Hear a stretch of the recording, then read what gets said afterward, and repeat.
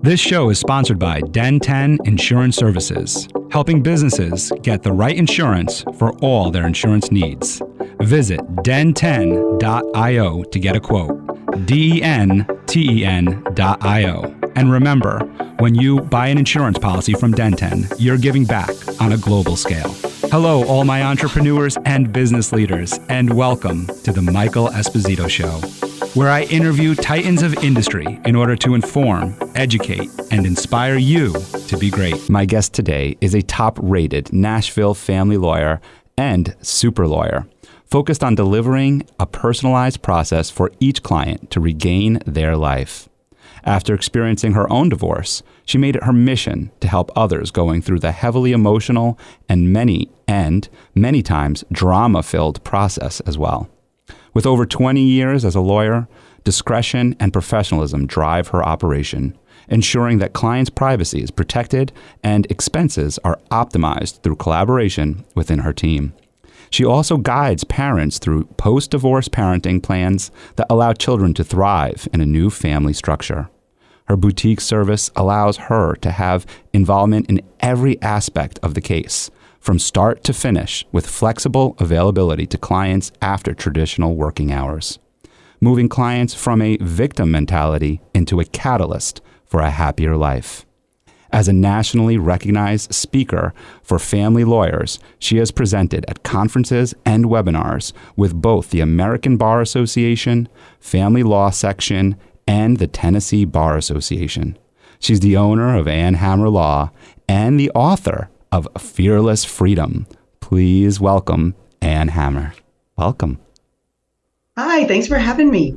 I'm excited to have you on. I always love when I have an author on because as my listeners know, I am going to be writing a book, which, by the way, depending on when this airs, my book actually is coming out. So I am currently right now working on the book, and it will be coming out. So I'm excited to be able to say that with you, that we're both authors. Having a baby. Yes, I'm going to be so proud of you. That's awesome. I'm interested in your experience in writing your book, but I'd like to get to know you a little bit better as we kind of talked a little bit about. You're down in Nashville today, but where did you grow up? What was where did you start? I grew up in the South. I'm from a kind of a combination of an old Southern family, and then my mom's side is, we call them the Yankees because they're from Ohio. But I grew up in Memphis, Tennessee. My dad was a farmer, but he had a PhD from Harvard, and he had written a book himself, so highly educated. And my mom had gone to Oberlin. She ended up getting her master's in education, so she was also highly educated. So education was a huge deal to my family. They were both pretty sophisticated for people who came from small towns. They'd lived in New York, they lived in Boston, they lived in London. So they sort of stepped outside their box. And my upbringing was based a lot on their broader view of the world than what most people growing up in a small town in Tennessee would probably get to see. Yeah, so they traveled, like you said. So only sibling? Do you have any siblings or only child? I do. I still call him my little brother, but he's 54, but he's a lawyer out in LA. So it kind of stuck in the family. Once one of us decided it was a good idea, the other one said, yeah, I think that'll work for me. Well, none of us wanted to be a farmer. Let's put it like that. That's funny. So your little brother is also a lawyer, but so your mother was an educator, and I miss what your dad did. He was a farmer. Oh, farm. Yep, he farmed cattle and corn and soybeans and cotton. That's all what goes on down here. And then, but then he did end up later in life teaching at the university in Memphis, and enjoyed that a lot. He really enjoyed that a lot at the end. But that wasn't something he wanted to do with his life the whole time. I just think academia really wasn't his gig. Unless I heard wrong, you said he went to Harvard? Yeah. So a Harvard farmer, I'm like now a little stumped here. Many. Yeah, I need to understand the dynamic here. Was he kind of like, was it his upbringing that forced him into Harvard? More his intellect. He's just super smart, and was able to, go and got his master's there, got his PhD there, spent a year at Oxford. So that was because he was just really, truly brilliant, loved history. He had a PhD in history, And so with that said, I guess we read a lot when I was growing up. Books were everything in our house. So figuring out a way to make money with those kind of skills is really where my brother and I went. My dad wasn't big on making a lot of money. So we were. That's generally how it works. Shirt sleeves to shirt sleeves in 3 generations is what we say in the South. So somebody who doesn't have it is going to go figure out a way to get it. And so that's law just made so much sense. It's reading, it's thinking about issues, it's analyzing. But then for me, for my practice, it's a lot of people too. And that's what I love. I love the people. So it ended up being a good fit. That for you, the law, but I got to go back to your dad because I just need to understand this farmer component. So he has a PhD, an author and everything. When did he get into farming? So our family was farmers. So for year, 200, 300 years, I think we've been here since Jamestown Colony. So as farmers. So when my dad finished his PhD and he thought, I'm going to go into academia, I'm going to go work and, be a professor and that's going to be my life. And he didn't like it. And he came back down here and went to work for my grandfather and drove a tractor and rode horses and got the cows ready for market and pulled in the crops. That's what he did. So like we call it down here, a gentleman farmer. Right. So, okay. So the family farming was always, the farm was always in the family. And so, yeah, you got to kind of think of Kevin Costner on Yellowstone. That's kind of the deal. Okay. All right. And it kind of went back. So the family farm was a business then for the family. And your Correct. Father was now the operator of this business as you guys were growing up. That's right. And That's it. And your mother was an educator, or did she also work the farm? That's right. No, she taught school. She taught elementary school. What grade? So I still run into people she taught forever, 4th and 2nd. Oh, wow. I'll be somewhere and somebody will come up to me and say, last name Hamer, your mom was my 2nd grade teacher. And so that's really fun. Of course, those people now are getting to be like my age. But yeah, she did that for years and years. So education was a big deal in my family. You had to, you were really expected to go to graduate school. Right. Yeah. My wife is a middle school teacher. She teaches 6th grade. And then my mother has been an educator. She's retired now, but she was an educator for many years. So certainly understand being the child of an educator and the pressures that we have in school. That's for sure. Of you get an A and why wasn't it an A plus and all the other things. So what was school like for you? I know that like later on in life, obviously overachiever in terms of getting into NYU and doing all the things that you're doing. What was it like in the beginning stages for you going through grammar school and high school? Oh, school was fun for me when I was little. My parents started us out at Montessori school, and I just loved it. It was very small classrooms, lots of Montessori school is a great way for kids who are pretty independent and can thrive in that sort of environment, and I loved it. But by the time I got to high school and discovered boys, I just really didn't care. I just did not care. But I was able to get the good grades. I mean, I studied. My friends and were that kind of people. We studied. We got the A's. But really, I just wanted to go to football games and date. That's it. That's so funny. Now you got me worried. I got 2 daughters. It's like you should. and they're both good in school. Oh no, I'm worried now. But I'm interested in Montessori school. So I've heard of them. I would love if you could just share a little bit about them with our audience and what their structure is like. It's interesting. I think it's a real formative environment for the right kids because one of the guys I went to school with is a very successful doctor now. It tends to be best for people who are self-starters. You can get a lot of attention because it's a small classroom, but it's not I don't want to misstate that it's not full of discipline, but it's not. It's more creative. You're learning by doing a lot. They are real flexible. I remember that. I remember we started learning language very early back in the day when kids in kindergarten didn't learn another language. We were all singing in French and learning French. That's pretty standard now in private schools, but that back then it wasn't. So it's a real open environment is how I would put it. You're not just stuck in your desk for 8 hours learning to write cursive. It's more of a let's put hands on to this science project or this experiment when kids are really, really young. Now my kids are in an all-girls school, or my little one still is. She's not little, she's 17. And one of the reasons I loved their program was it was very much like that. And I think that nowadays you see that a lot more, even in bigger classrooms. They'll work to make sure the kids have that sort of hands-on experience. I think they've learned that that's such a good way to for kids to learn and really retain.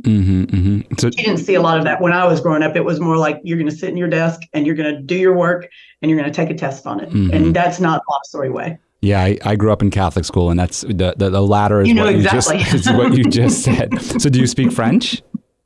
Oh, please, no. Terribly. Un petit peu. No, nobody in France would ever think that I could speak French. Je parle un peu de français, and you're 100% right. When I went to France and tried to speak French, they quickly convert. Je veux un verre d'eau, and they went, "Would you like some water?" Because they were like, "We're not going to deal with your bad French, sir." No, we're not going to listen to that. It's embarrassing. We're just not going to have it. And you mentioned your daughters. So I want to speak about them briefly as well in a second, but just back to the Montessori thing while we're just on that topic is, you remind me of a quote that I just saw Neil deGrasse Tyson, not a quote, but like a video that I just watched of him talking about children and learning, and he talks about the video that he's in that he's talking about is he's talking saying, you have an egg on a counter, right, and a kid knocks it off the counter and it breaks. And typically the parent will get upset and wipe it up and clean it up and say, don't touch the egg or whatever.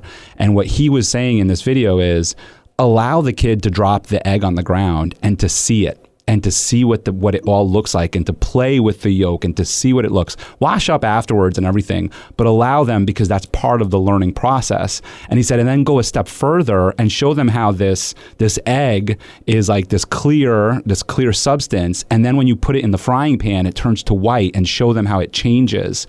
And I thought that was so neat, and I've been trying to be a little bit more open-minded to this concept, because my daughters are 6 and 8, so they drop a lot of eggs. You gotta get open-minded to it. Right. Not we're using eggs as the catch-all for everything that gets dropped and broken in the house, but they drop a lot of eggs, and so sometimes it's like, oh no, and I try to catch myself, because I remember that when I watched that video, and I was thinking, yeah, you know what, this is part they're learning, breaking this or taking this apart or digging into this, they're learning. And so I do appreciate that from the Montessori schools and the things I've heard about them. And I think, as a room parent, which I know you've been a room parent, and and I've had my experience now, and my daughters don't go to a Montessori school, but I feel like you said, the schools are embracing some of this now, where we go in and they do some craft projects and they're playing and they're doing things differently. What was your experience like as a room parent? Oh, wow. It was a lot of work. The school that my children were going to at the time really required a lot out of the room parent. And that is not my forte. I'm not good at crafts. And the other room parents at the time were very crafty ladies. They're really dear friends of mine today. But at the time, I thought, I am not going to like this at all. We're going to have to make stuff every holiday. And we did every holiday. I mean, they'd come up with, we're going to make gingerbread houses. And I'm like, do you understand? I can barely bake a cookie that, comes in the pre-made package. So I enjoyed it, though. I loved getting to know their teacher. I loved their teacher at the time. And that's a lot of fun. It's the way you get to know the other parents and get to know your kids' friends really well when they're little like that. It's a lot of fun. Mm-hmm. And you don't realize how fun it is at the time. But when they grow up and you don't know their friends at school, you don't go to the school anymore. They're just, they drive themselves. Right. So it's really nice to be as involved with them as you can be when they're little, because it's going to stop. Yeah. And you coached basketball too, right? I coached their soccer. I coached their basketball. I can't play either. I promise you, I played 6th grade basketball. I've never played soccer. I had to go online and look up drills and figure out how to help them do it. I enjoyed that. I loved that, especially because I have 2 girls, and I really wanted them to grow up with some sports, especially when they were little, before sports start to get where you can't play it. Once you get to high school, if you're not good around here, you get cut. It's like Friday Night Lights. You're not going to be playing. That's right. So I wanted them to have that team experience. I think it's super important for girls. I didn't get to have that growing up at all. And most of my friends in my generation who, that's right when maybe soccer started coming out for girls. Most of my friends in my generation maybe were cheerleaders, maybe ran track. There wasn't a lot. Just weren't options back then, like there are now for these girls to have teams and really understand what's a team about. And I wanted them to have that experience. I'm so glad they did it. I think it made a big difference to both of them. Tell us a little bit about that, about the importance of you're emphasizing on girls and on females and on women having this experience in a team. And I'm interested on how you see that obviously carrying on into your career and your professional life. Yeah, when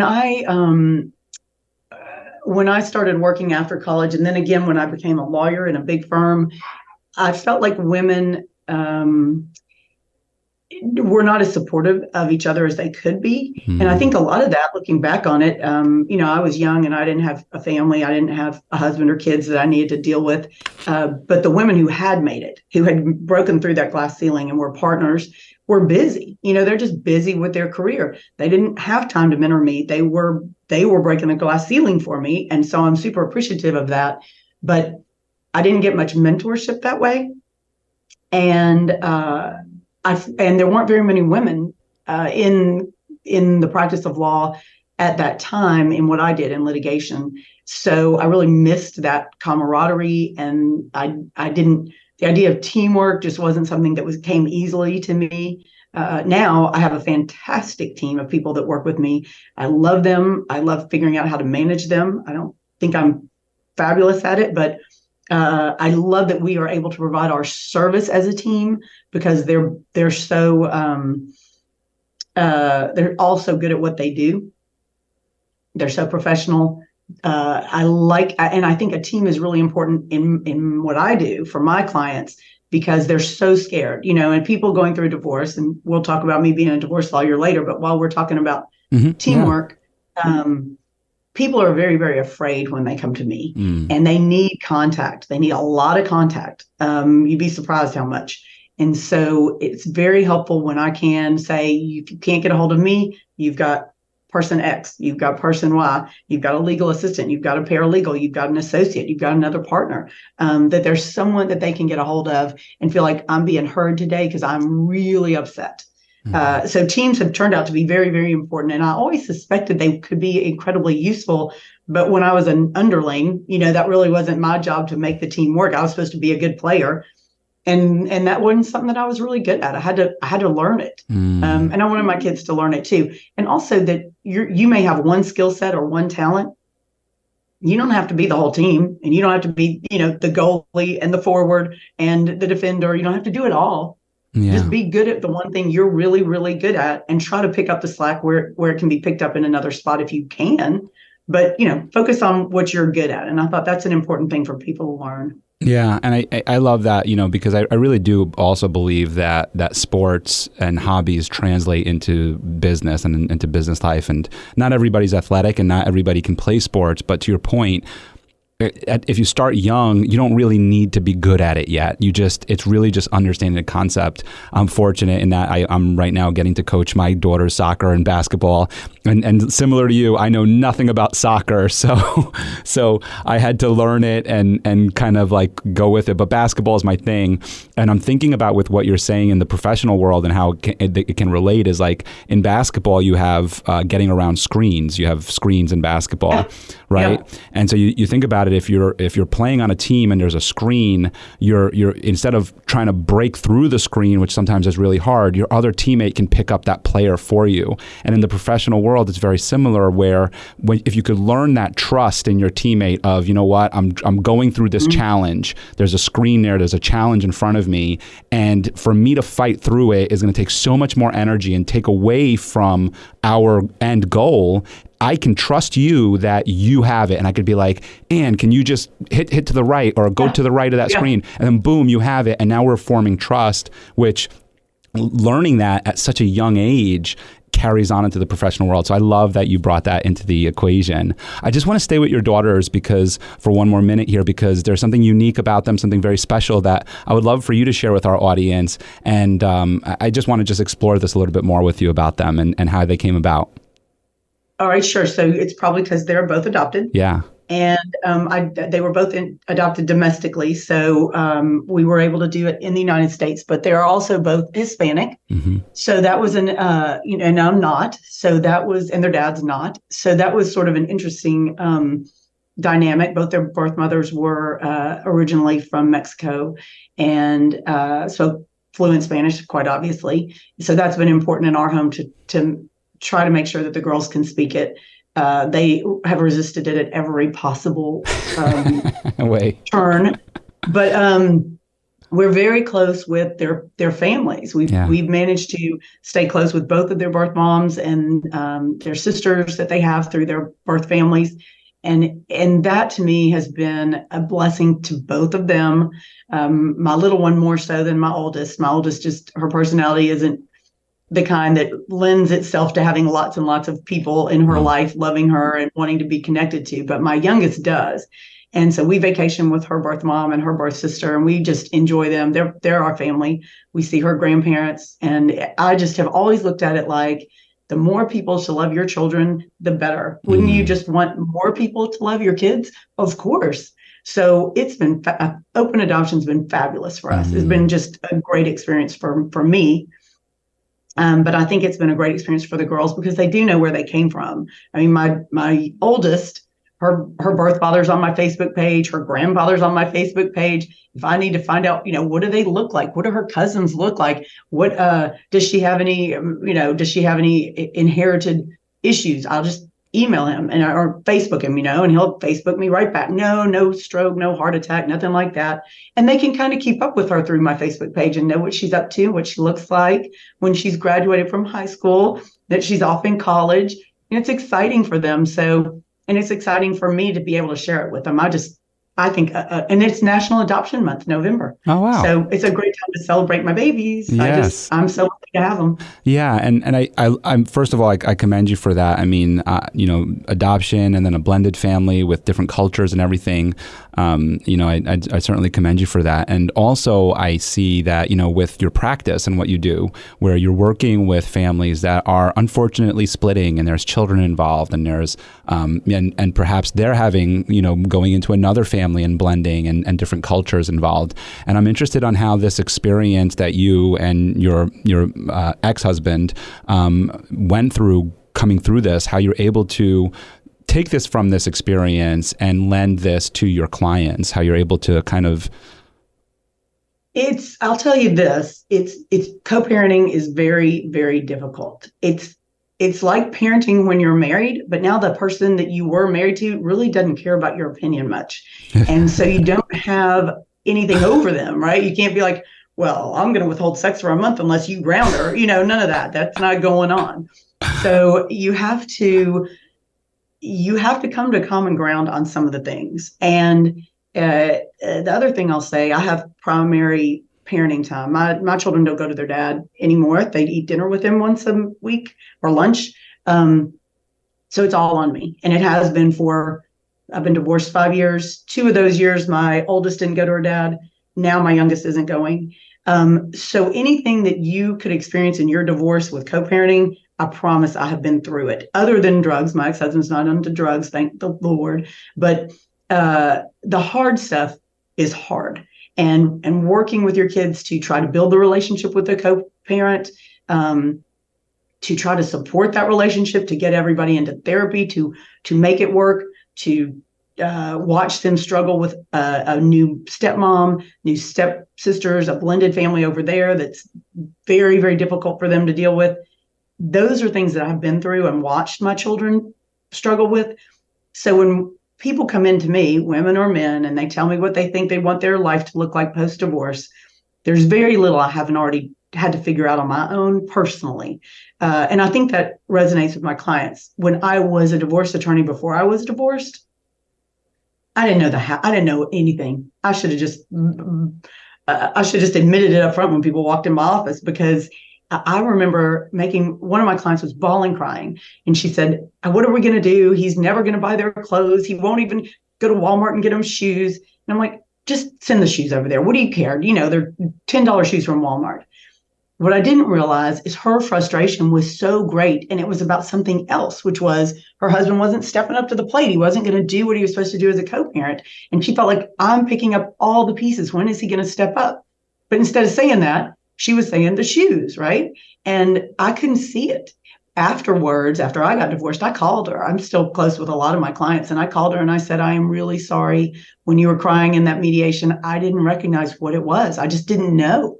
I know now, but I didn't know then. So I feel like being a divorced mom and being a divorced person has helped me relate to my clients in a way that I could not do at all before I got divorced.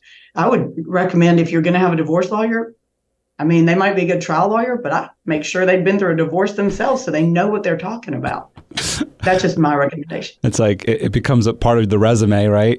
Like, for sure. I know it should be the number one thing on there. It's funny. We don't realize. I did it myself. That's right. It's funny. We don't realize the things like how important, I hate to label it as failure, right? Because it just is part of the journey, right? But it's so funny on how we learn later on in our journeys how important those failures are as a part of our journey. And it's so funny that you say that, right? That like, if you're going to get a divorce, make sure that the attorney, because they could empathize a little bit better. And I think that with what you're talking about, in part of your bio that I read earlier, it said something about getting them through that victimhood mentality. And my assumption, my inclination is that that's because of the experience that you had. What are some of the tools 100%. That you provide them in order to help them through that? Because that victimhood mentality isn't just in someone experiencing a divorce. A lot of my listeners might be going through one or have gone through one, but also are business owners and might experience very similar feelings if their business is failing or ending or a partnership within it or whatever it is, could be feeling very similar experiences. So I'm interested in, some of the ways that you help your clients overcome some of this victimhood mentality. Well, all right. So there's two things that come to mind. One, you have to call it what it is. When you see them doing it, you just have to tell them you got to stop. We can't. You're not going to get anywhere if this keeps up. You're never going to get the result, the solution you want or that you think you want. Acting like this, it's not going to happen. You got to step up and be ready to deal with what's happening. You have to be strong. Some of my people can really get it. They understand.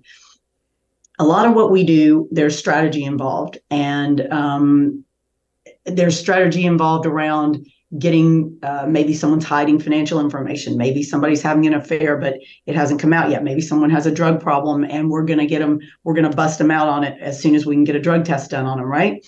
And I need my people to be strong and not give away the strategy. And I have to sit them down and say, if you can't behave, if you can't do it the way we're planning to do it, you're going to lose out. I can put you in a strong position for this divorce, but you have to act right. One way I describe it to them is I need the angels. I need you to look like an angel when I take you into court. And if you go around screwing it up, I can't fix it. I can't resurrect you. I can't rehabilitate that if you're going to be the one out there doing the bad stuff. So you got to have a lot of self-discipline to get where you want to get. And not everybody can do it. I mean, I have clients who definitely fail at that. The other thing I try to get them to do, if they're strong, mentally healthy people, they got to set some boundaries with that spouse. Because during a divorce, a lot of people are forced to keep living together. That not everybody's got the money to get into a new apartment or whatever. And you've got to be able to set your boundaries on text, your boundaries on email, the kind of things you say to the other person, the way you interact with them, the things you write down. Those things can come back and haunt you in court, and I cannot fix it. If there's a text string with 300 curse words, I can't fix it. The judge is going to look at it and think you are a bad co-parent. And I can't fix that. So I start talking to them really early on about boundaries.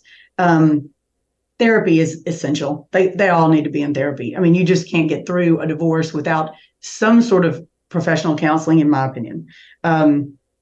And it doesn't necessarily have to be that you're paying for it. It could be if you're religious, it could be your preacher. It could be your Sunday school class. It can be your best friend that you go talk to all the time. It could be a coworker who's been through divorce that you knock on their door. A lot of times, frankly, it's me.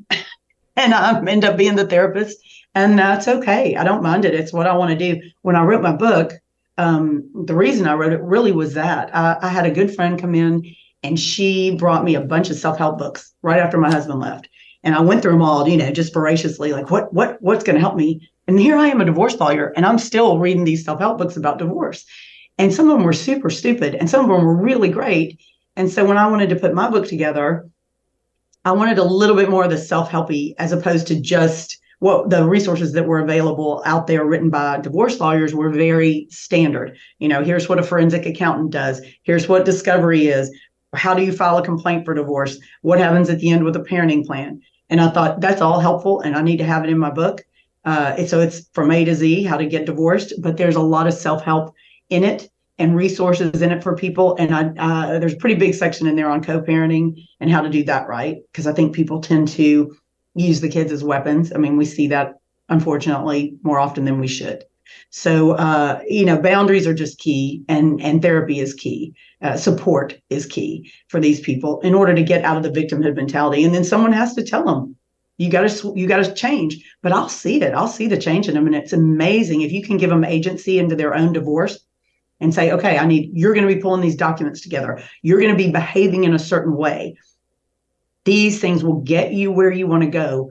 Now do it. And if you can get the people to do it, oh my gosh, you can tell within 3 months when they start coming in your office that they've got their mojo back.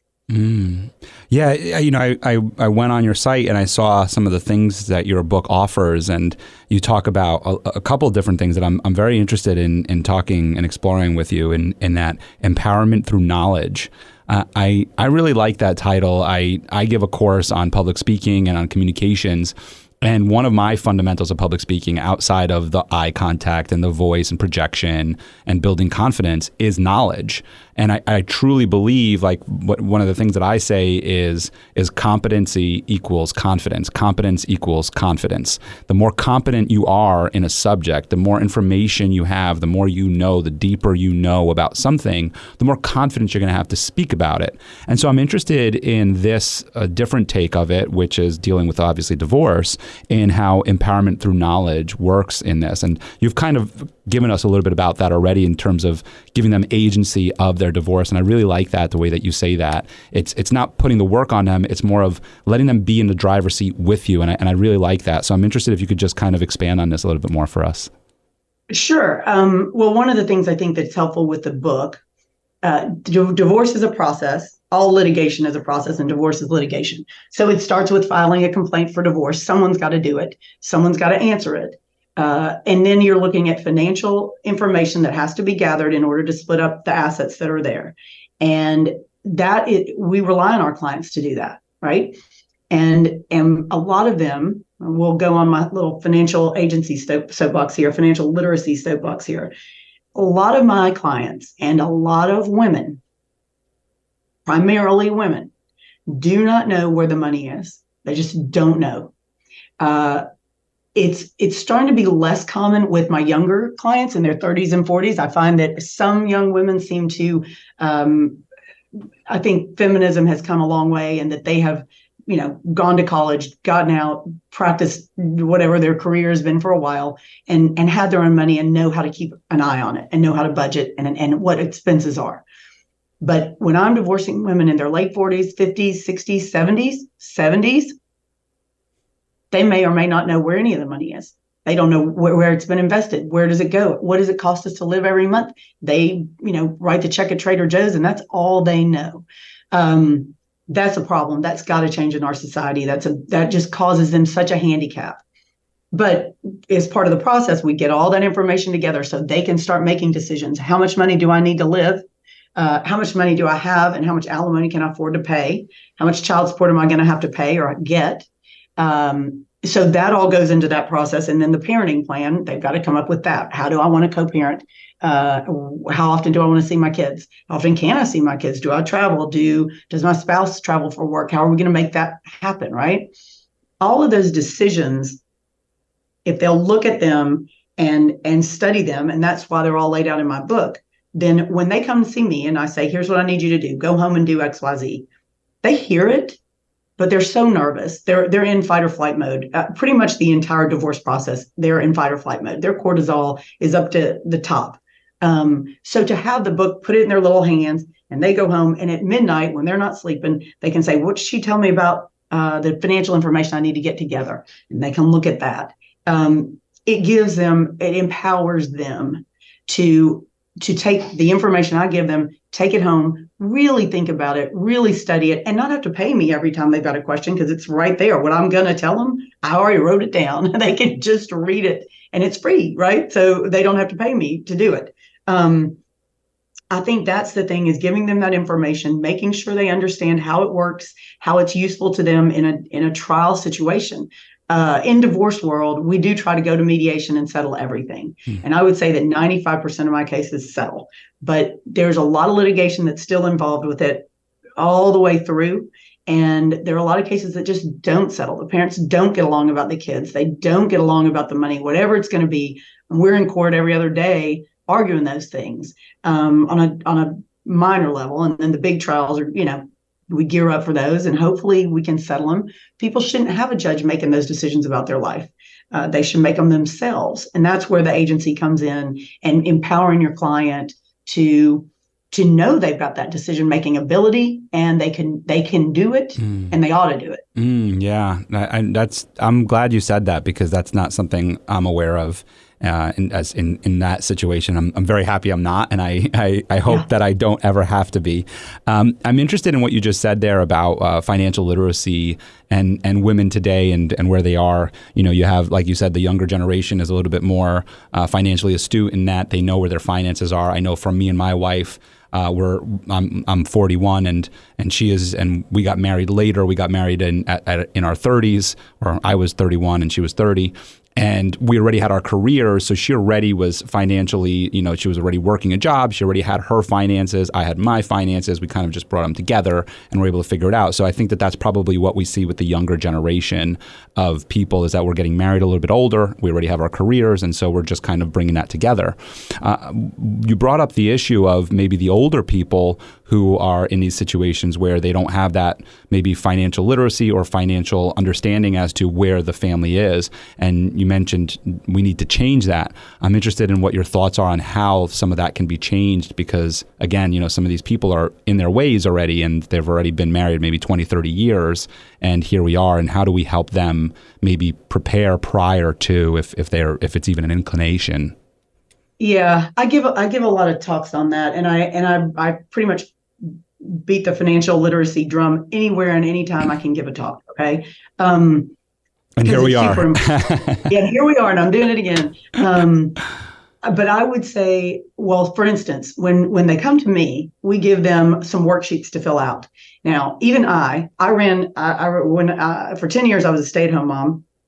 And I ran our family finances at that time. I knew every expense that went out the door. I managed everything from the yard guy to the cleaning lady to, the kids. If I had to write a $15 check for school, I knew where every penny was. And then my husband and I would talk at the time about what are we going to do with his bonus at Christmas? Where do we need to pay down some of the house? Do we need to put this in savings for the girls? We actually discussed it. I read the tax returns. I signed the tax returns. I knew what they were. So I can preach it because I practiced it very well, I feel like, in my personal life.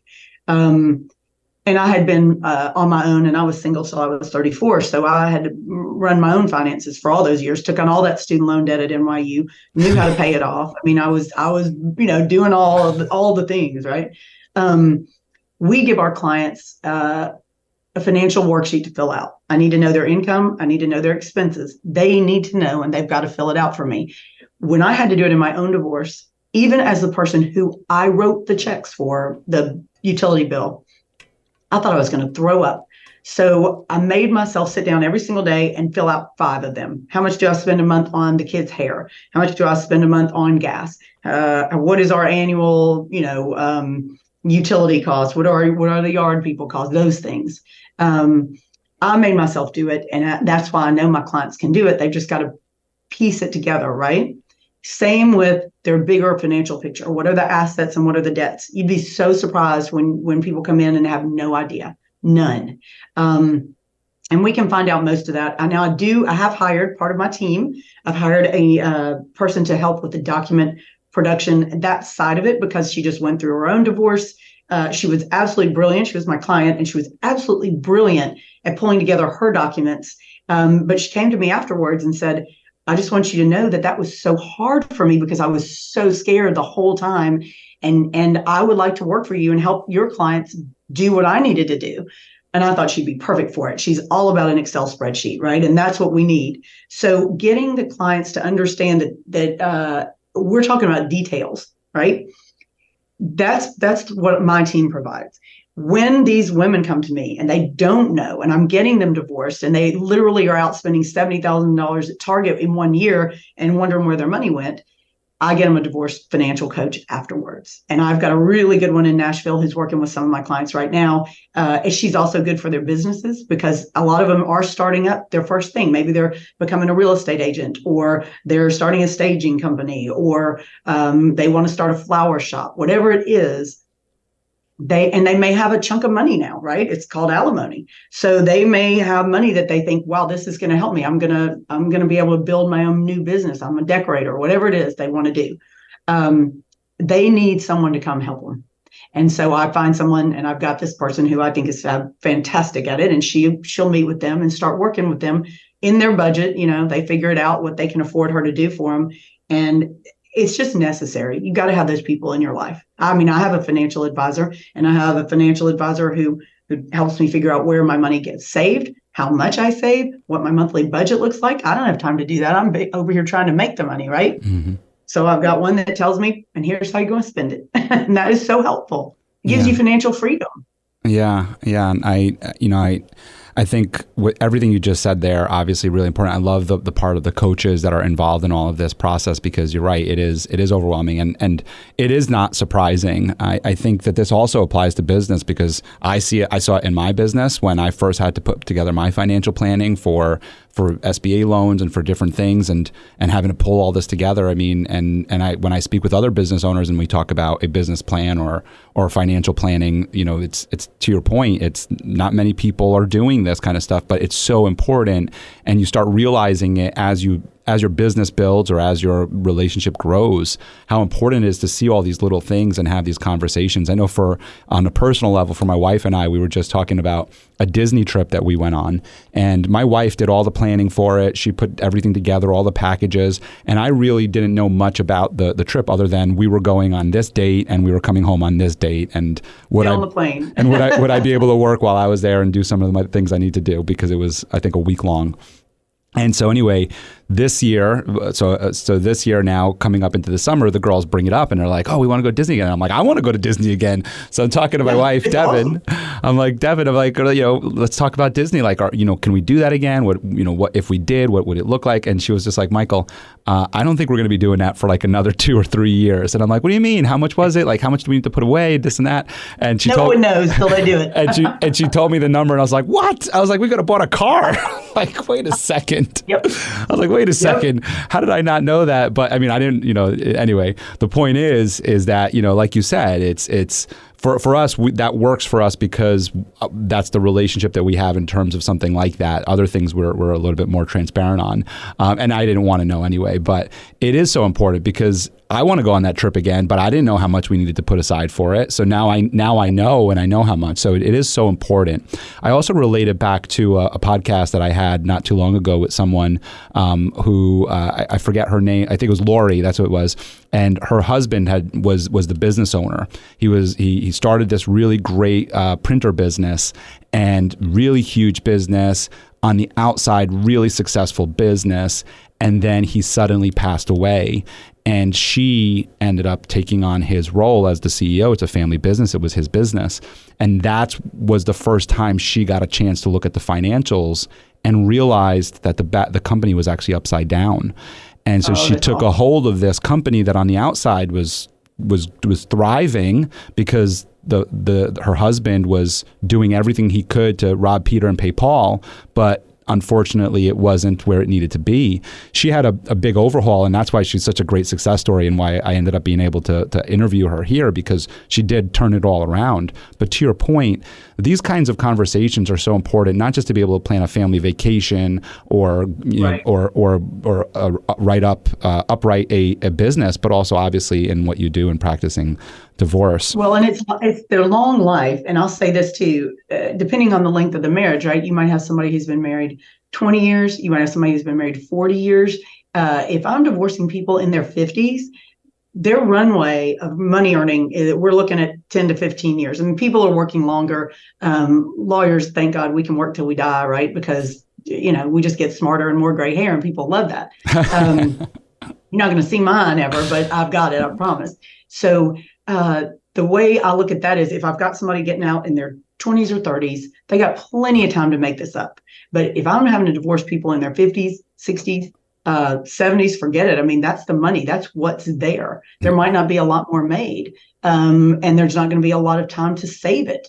So when you're a family and you've got all that money together, you've only got expenses for that little family. But when you're going to now have two households with the expenses and that money split apart, it's always a challenge. And so I really want people to understand that they've got to plan for that, because retirement's right around the corner if you're divorcing at 50, right around the corner. And you have to know, what's that going to look like? How much longer am I going to work? What kind of job can I have at this age to continue to make money so I can be saving for retirement? I feel like, I had a financial advisor tell me the other day, 0 to 30, the years 0 to 30 are basically your childhood. 30 to 60, you're blowing and going. That's your adulthood. And now you've got to look at from 60 on, that's the end, right? At the end, the winding up years, I guess. I feel pretty good. I'm 56 and I'm psyched about 60 to 90. But the point being, how is all the money that you worked and made from 30 to 60 going to stretch out? And what are you going to do with it? And what's your career going to do with knowing the needs you have and the lifestyle you want to have? And so that's all has to be taken into consideration when we're divorcing people, based on their station in life, their earning potential, and how many more years they've got to grow whatever we get them, whatever body of money we get them at the end. It's half of what they had before. So now they've got to figure it out. And that's where financial advisors come in. They're so helpful for my people, I think. I'm curious on 70-year-olds getting divorces. I'm very curious on this as to what is the catalyst to that. Let me tell you something. I had an 80-year-old come in. She didn't end up going through with it. 50-year marriage. It tends to be, they just tired of putting up with whatever it was. They just tired of it. My law partner had a guy in his 80s come to him, and he said the same thing. Are you kidding? Why now? And he said, I just want to be happy for a few years. Is that the saddest thing? So people get to the end of life and think life's too short. And what I do see, a lot of older women, the men don't want to lose half their money, so they're not going anywhere. If they're cheaters, they're just going to keep cheating. They're going to do what they want to do so their money can stay together. But the women, they know that money's sitting in the account, and they're like, you know what? 8 million, 4 million, I'll take the 4, I'm out. That's what I see in the wealthier clientele, is they're like, can I live on that? Sure can. And I'm not going to let you treat me like this anymore. And they're ready to walk. I think menopause causes a lot of it. And I'm not a doctor, but having been through it, it's kind of like divorce. It puts people in another, you get through this whole moody and drama filled 40s and early 50s where you just feel terrible all the time and things are yucky. And you get to the other side of that and you're like, well, he's kind of a jerk. I think I'm out. And that's where I see that happen over and over. And the poor husbands, they come into me and they're devastated. They're like, my wife's acting crazy. She doesn't want to be with me anymore. She's filing for divorce. And I can always say, I mean, hormones are related to it. I can promise you that. But a lot of people just get to that point where kids are older and doesn't look that bad on the other side. I'm out of here. That's what we see, even in their 70s. Just why put up with it? Yeah, and they're tired of it and done with it. In contrast to that, you mentioned another thing was that they're scared. And so obviously in contrast to this, where obviously these are empowered women who are just done with it, or in men, as you mentioned, as your partner, they're done with it. They're empowered. They're like, look, we're moving forward. We're getting out of this. But in contrast to that, you mentioned that they're scared and it's a scary process for them. I'm interested in that and in the fear of that and how you help them through that. Yeah, the fight or flight, the cortisol situation, it's real. It's a lot. what we do with my firm, and I say we're a boutique firm because we only handle divorce, and we're very, very careful with our clients. They get a lot of personal attention. They all have my cell phone. They all have my paralegal cell phone number. We Zoom with them. We call, we text, we email a lot, and they get me directly. They don't just have an associate working underneath me. A lot of big firms, bigger divorce firms, will put an associate on the case, and that's who the client deals with. I just can't do it. That's not how I'm going to practice, and I'll take less clients, and I do take less clients because of that. It's not the way I want to work, and I don't think the client gets the quality service that I want them to get, which is talking to me. I love the associates I work with. They're fantastic. I love my partners. I love all the people that work on my team. But they all serve a different purpose. And the calming of the fight or flight comes from the head person, just always does. It's the same for my partner, Dan Taylor. When he's got a client that comes in, they want him. They don't want me. They don't want to, they don't mind chatting with the secretary in the hall. But the person who calms them down is their attorney. That's who they want to talk to. That's just always the way it's been. It was the way in my divorce. I loved talking to my attorney. I'd go in every 3 weeks and I'd sit down and be like, all right, where are we? Here's an hour. Okay, I'm out. And it just gave me a peace of mind that we're all on the same page. Things are moving forward. If I need to get a hold of him, it's easy. He calls me back when I need a call. I'm always taken care of. That's the feeling you want, is that my team's looking out for me, and they're taking care of me. And as time moves on in the divorce, I'll tell you what else I see. They come in scared, and that's typically because they're the person that's not asking for the divorce. The person asking for the divorce kind of has been planning it, right? They know. They've either made you go to marriage counseling 1,000 times, or they've met with divorce attorneys and not told you, and they know now. I know what I'm gonna do. I know my offer's gonna be. I think I know what I'm gonna have to pay. They're ready for it. It's not that it's easy for them, but they're more prepared to undergo the thing. The person who's being shocked by it is like, whoa, what the heck? But I can tell you that within 2 or 3 months of working with me, they're ready, and they generally don't want to go back. They don't want anything to change. They're moving on. Like, I'm not taking them back. I'm making this happen. That is generally the case. Not always, but it is generally the case. And then they've been empowered. They've got that agency. They're not scared anymore. Now, I'm talking about mentally healthy people who come to me mentally healthy. Maybe they're beaten down by an abusive relationship, or they've been unhappy for a long time, or something like that. But they have an inner strength and an ability to understand what I talk to them about and tell them.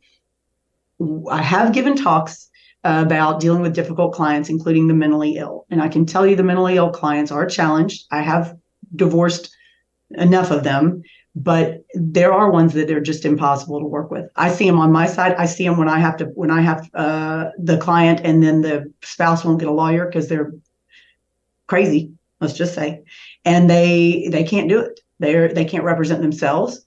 They won't get a lawyer. We had one guy who holed up in the house, wouldn't get out. We had to call the cops twice.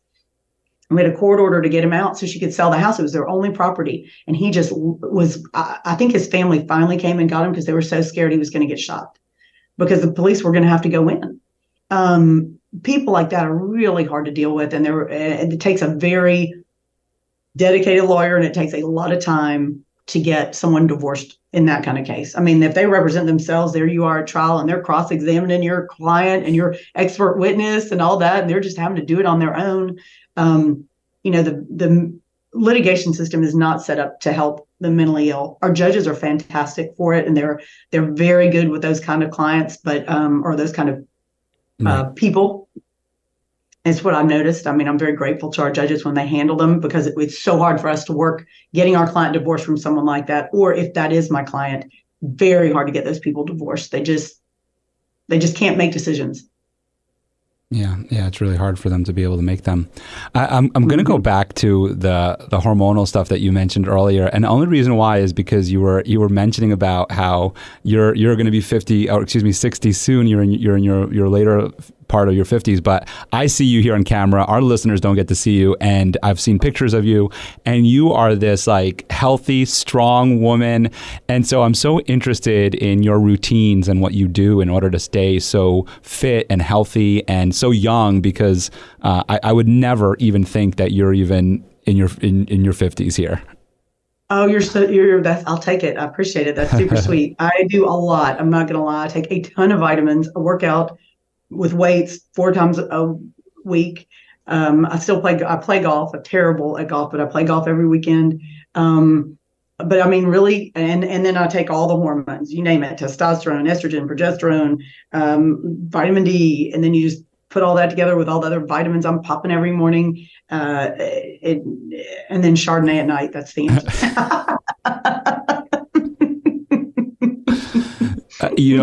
Part of why I asked this is of course because of your physical fitness and the way that you carry yourself. But the other part is that so many entrepreneurs and business owners and business leaders find it hard to take care of themselves because the stress of work and the workload and then the family and keeping up with all the different things.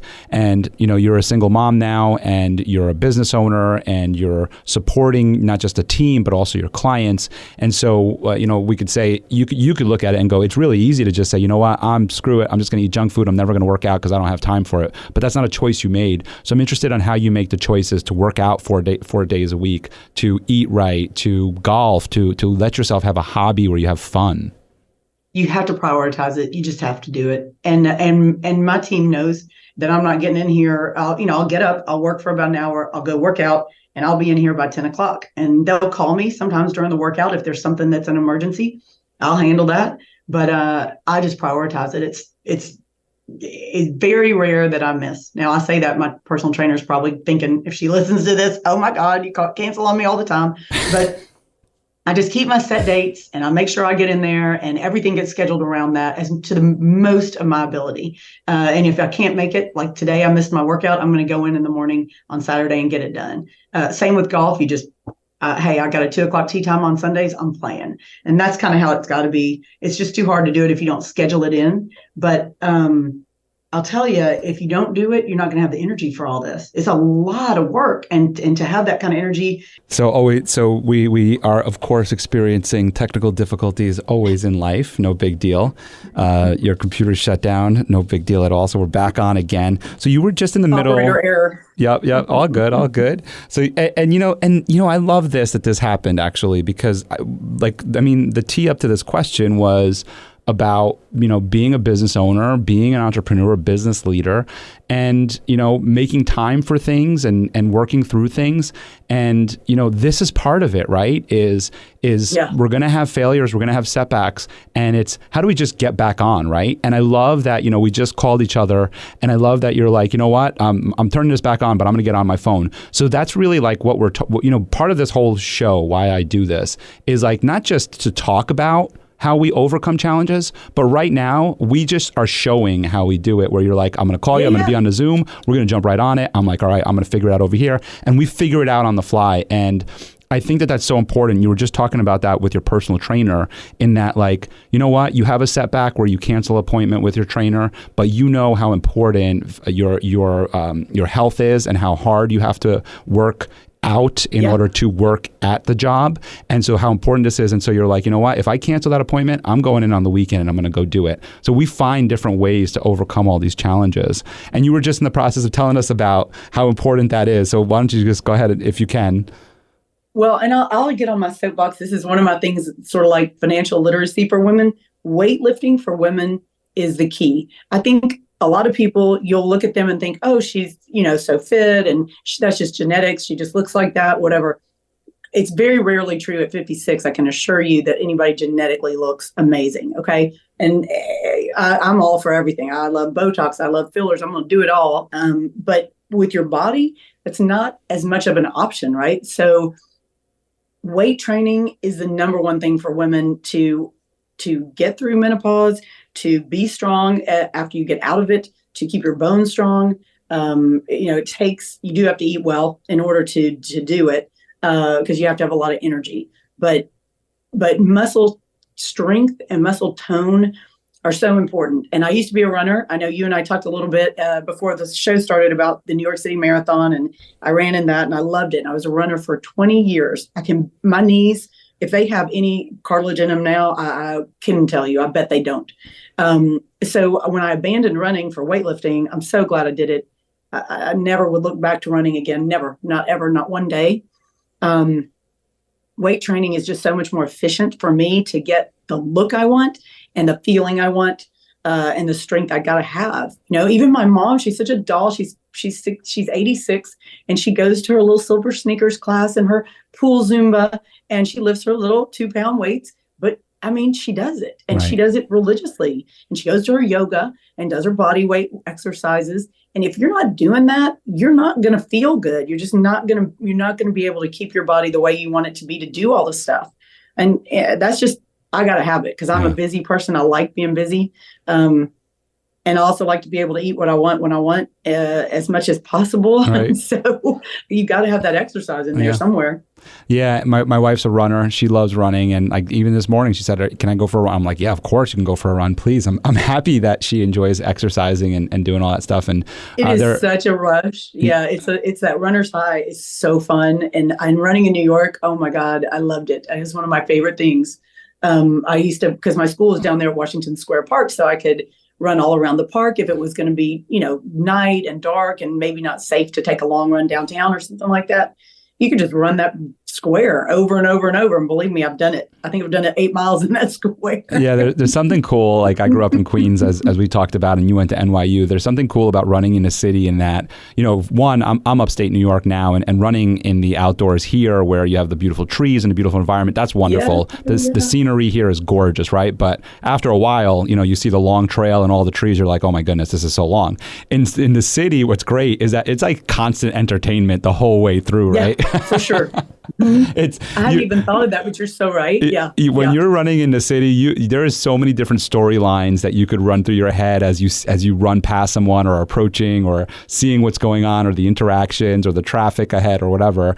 That's one part that I think is so cool about running in the city. The other part is that you mentioned you ran the New York City Marathon. The other coolest thing, so I never experienced it in a marathon. I was just part of a march for Haiti when I was a kid. And so we got to walk through all of New York City. That was the march that we did. And we walked through on the bridges and everything. What was so cool was seeing these areas that are usually congested with traffic, right? And to be able to walk on them. And I'm interested in your experience on that. I loved it. Yeah, that was super fun. Going through each of the boroughs is really cool because it wasn't something I would typically, I would not really do the East Village very much, or West Village at the time, I guess. But it's so fun. And to see all the different people, it's just different. When you're living in Manhattan, you think Manhattan's the whole entire world. And it's not. New York is big and it's very, I'll tell you the things I remember going through. It was fun to see Brooklyn because Brooklyn wasn't that hot back then, but it was just starting to get hopping. And running through Brooklyn was really cool, like you said, because there was no traffic. You could just run down the main drag and go, wow, they've got their own courthouse. They've got their own giant buildings over here. Who knew what all this stuff was across the bridge? Same with all the other boroughs. And when I know at some point I'd get water. The firemen are out there giving you water. And I will just shout out to the New York City firemen. They are the hottest people in the world. So that made my marathon. I was stopping for water every time I saw a fire truck. And that got me through. And then somebody had given me like a power bar. And when you get up into the outer boroughs, that's where families are. They're families and they're suburbs in a way. And I was running through Harlem and this little boy was standing at the water station with his mom. And I had this gross, nasty, chocolatey power bar that was basically melting in my hand. I'd probably been running with it for 10 miles. And he looked at me and he said, "Can I have a bite of that?" Oh, my goodness. Like, no, kid. Your mother will freak out if I give you a bite of my gross, nasty power bar. But it was just so cute to see the little kids and their parents and everybody out in a family environment, which is not necessarily the West Village either, right? So I didn't see that a lot. And that was a lot of fun, getting to run through neighborhoods. I think New York's just such a cool place. That's cool. I love that little shout out to New York from you. I love that. Just kind of like summarizing some of the things we talked about in terms of the exercise routine, because I thought this was so important. I made some notes on it for us in that, prioritization is so important of making it a priority. The other thing that I noticed with you is accountability. And you have this accountability, like I just said earlier, with the personal trainer. And all of this really does relate back to our work ethic and what we do in prioritizing our list of priorities, our accountability. The other thing that I thought was interesting is that you had talked about boundaries early on with your clients and setting boundaries, but you also set boundaries for yourself in this workout routine. And I'm sure for your regular work schedule, in that you're setting boundaries and you're saying, hey, look, from 10 a.m. to so-and-so, I'm working out. I have this going on. Unless it's an absolute emergency, don't interrupt it. And I love that.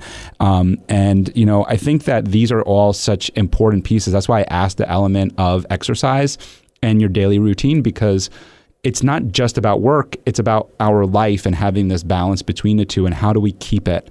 And I think there are so many similarities to the way that you operate a successful functioning business in the way that you operate a successful functioning human being. And so I love that you were able to share all of that with us. I know that you have like this soft spot in your heart for golf, even though you say you're not good at it. I would love for you to share a little bit about that hobby, because that's another element to all of this. While exercise is really important to stay physically fit, but there's this also just getting away from it all and being able to be with friends and be able to just be silly and goofy and have fun and just go out and do something like a hobby like golf. Yeah, I would say I'd love to be outside. I love it. That's probably why I liked running for so long. And so I used to play tennis very, very badly also. I never made it past 3-0. But I played competitively and I loved my team. And we just really, it was a great sport for me. But it got boring. I mean, I did it 10 years and I was just kind of ready to move on. And I was really busy with work.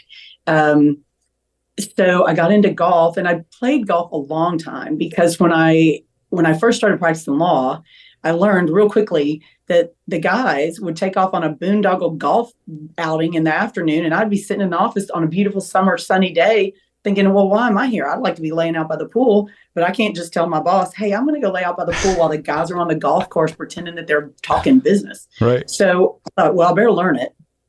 So I bought $100 set of golf clubs from a used store.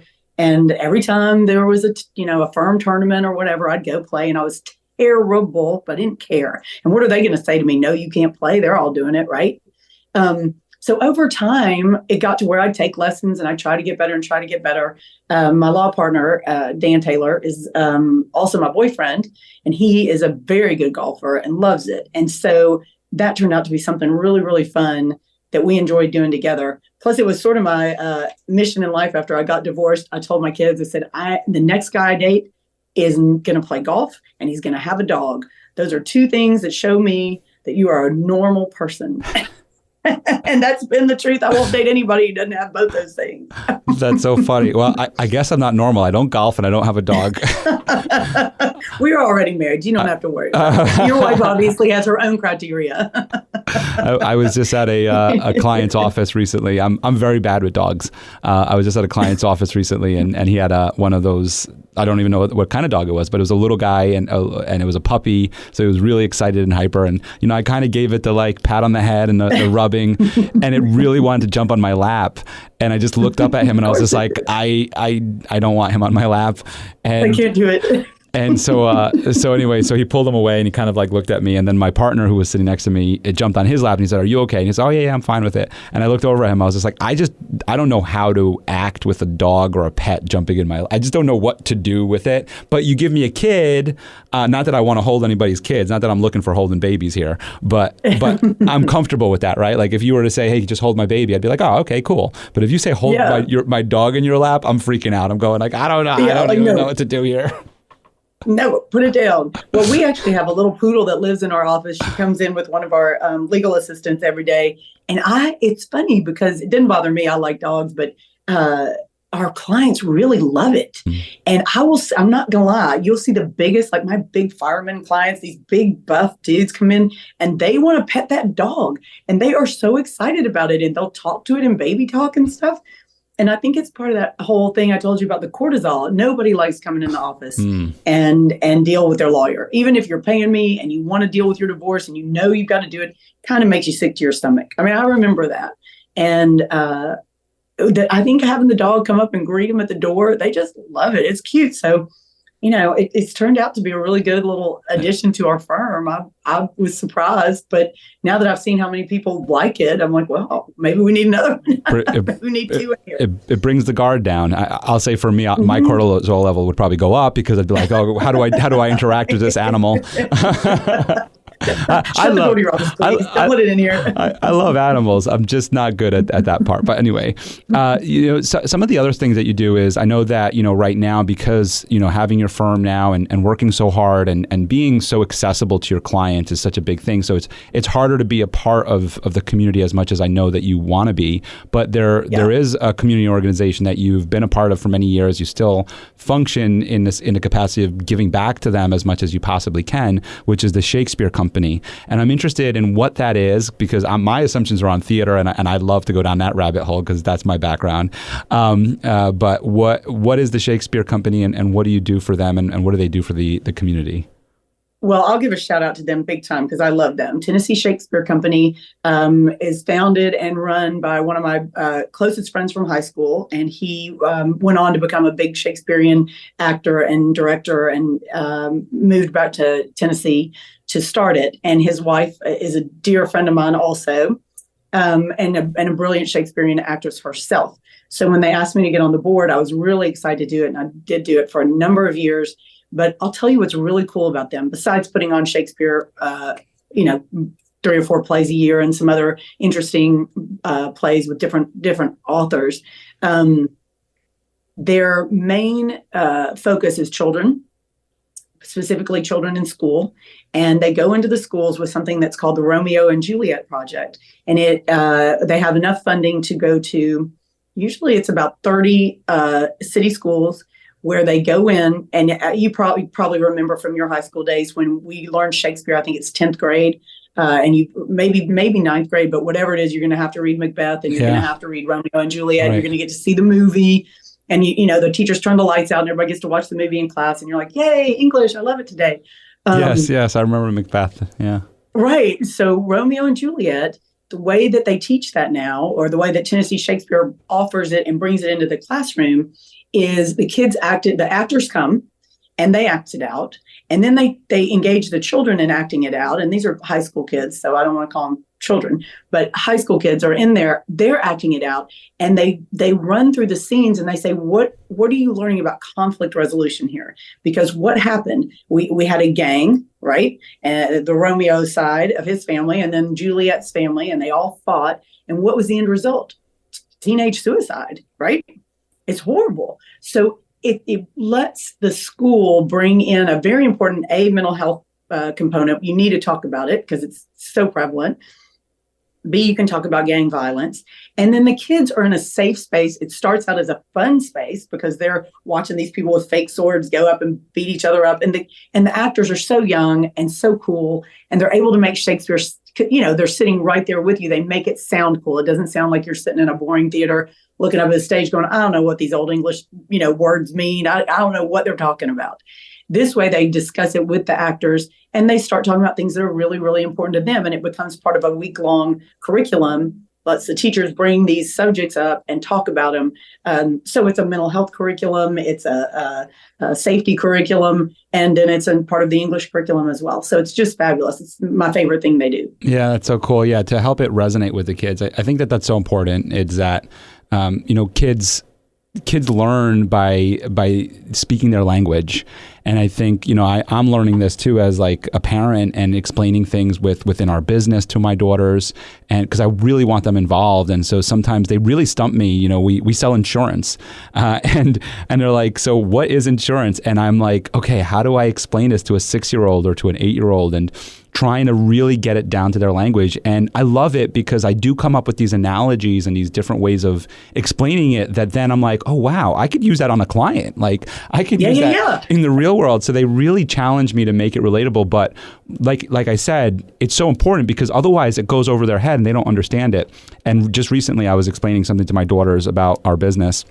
And I used an analogy of closing a book and putting it on a shelf, meaning that it's on the shelf. We're just putting it away for now, for temporary, but it's always there on the shelf, and we could take it off and we can have it again. So I had used that analogy. We were just talking, and then I heard them. I had gotten home, and my wife was having dinner with them already, and I had heard my little 6-year-old. She goes, "Yeah, and it's just on the shelf, and and it's there, and we can always take it off and come back." And I was just like, "Whoa!" I said, "What are you guys talking about?" And she told me. I was just like, "Wow!" I was like, "That worked." I was like, "That's awesome." It worked. They knew exactly what you were talking about. I loved it. That's awesome. So other great things come out of your hobbies too, which I really, really appreciate, because I think, again, I just go back to, the mental wear that we have as entrepreneurs, business leaders, community leaders, everything, all of our listeners are all involved and engaged in some way and in learning and enriching their lives. And so this, the weight of the world is sometimes on our shoulders. And so I go back to hobbies. I go back to, making time for ourselves and meditating and exercising and eating right and sports and activities. And I go back for you to your golf buddies and your golf group that you have of ladies. And when I asked you earlier before the show what your mantra is, it came out of that time that you celebrate with your ladies on the golf course. So I'd love for you to share with our audience this mantra that you live by and how you exercise it at work too. It's pretty funny. We were playing the other day, and my group was just 4 of us up there playing, and one of the women's husbands came by and watched us play a couple holes, and he went back in the clubhouse and he told one of the other husbands in there, he said, "Yeah, I watched them play," and he said, "They are so weird. They celebrate every shot." And I thought that was so great. And so when they told us about it, the rest of the girls in the group and me were like, we do celebrate every shot. Hell yeah, that's going to be our mantra. So I thought about it and I thought, that's a great mantra. Celebrate every shot. It might not be the perfect one, but man, I'm out there. It's a pretty day. The golf course is amazing. The greens are really fast right now. It's not the best putt I ever made, but maybe it was pretty good. Well, let's just enjoy it. And that's how I really do feel about my life right now. I like everything in it. It's not perfect all day, every day, but I'm awfully happy most of the time. So as many things as you can find going right, you need to thank your stars or whoever you look to in those situations, and thank yourself for getting you there, and then just appreciate it. And that's really where I want my clients to get. When they get out of the dark place, I want them to get to that place where they can look around and go, oh, wow, I'm here. I made it. She told me I would, and I am. And now it's great. I mean, because it is going to be. You just got to get past that squall that you're sailing through to get to the beautiful island covered in coconuts and rum drinks. It just takes a minute.